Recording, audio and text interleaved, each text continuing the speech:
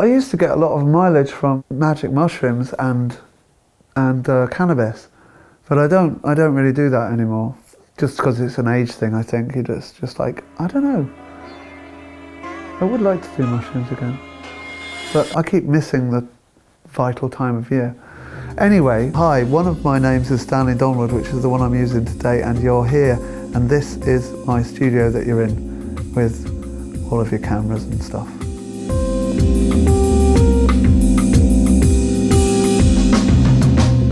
For a long time I thought it was the law that artist studios had to be freezing cold and really inhospitable.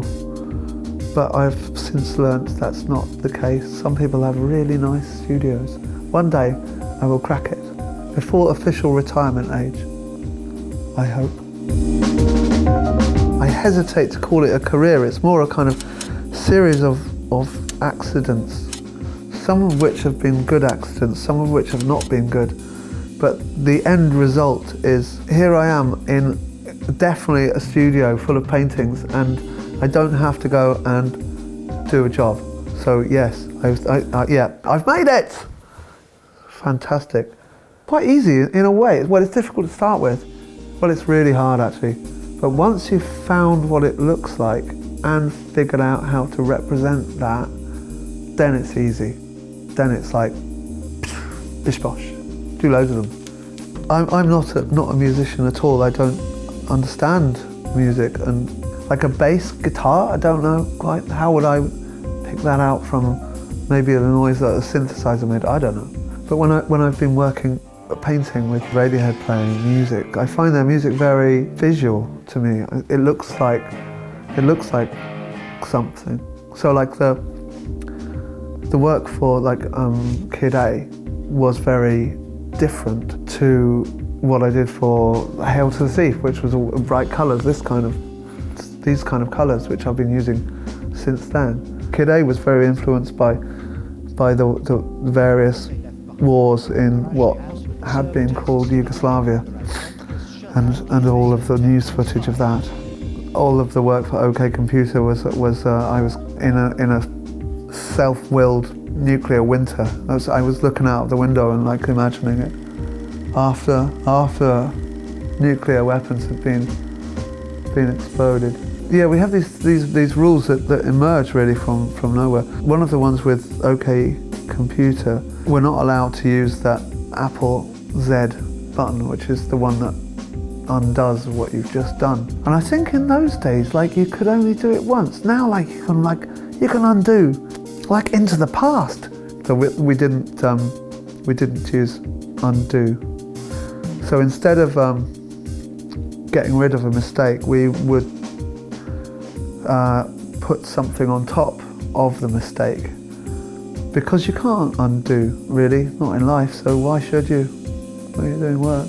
The last record they did, the Moon-Shaped Pool, from how it sounded initially, what me and Tom were talking about, we were like, I wanted to get away from the evidence of the fact that I'd made the artwork. To start with, I wanted to make this like a Dalek, but instead of going exterminate, the Dalek would just shoot paint. And I'd make these sort of like, with these big canvases, the large ones, make a kind of room for a painting Dalek that's exterminating with paint, and it would just spin around and go mental. And for various reasons, mostly to do with my inability to do anything practically, that didn't happen. I took everything I needed to where the band were recording, which was in France, and it all went really horribly wrong. Something always goes wrong. It's really miserable, and I thought, fuck it, I'm gonna have to get a job or something, because this is really not working. So yeah, but then it did work, and then bam, it was great. And I did loads of paintings. I did about 13 or more paintings. It took me kind of 3 weeks of nail-biting terror to get to the point where I could make loads of pictures and it would work. And Orford Ness is a kind of long shingle bank created by the ocean, by the grey North Sea, off the coast of Suffolk. And it was used for all sorts of nefarious military activities like radar and testing the detonators for nuclear weapons as well. We went there one foggy summer day, just to look around and get a feel for the place. Eerie is what it feels like. And then we talked about making a book of it for, again, probably about 3 years. Often while swimming in the cold, inhospitable waters of East Anglia. I started off making these large, very demonstrative pictures of the elemental parts of the story that we were thinking about.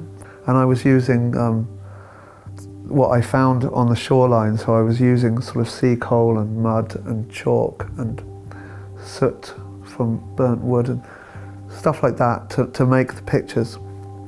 But again, because we were going to do a letterpress version of the book, practical considerations meant that I ended up doing rather over-elaborate pen and ink drawings of the industrial architecture.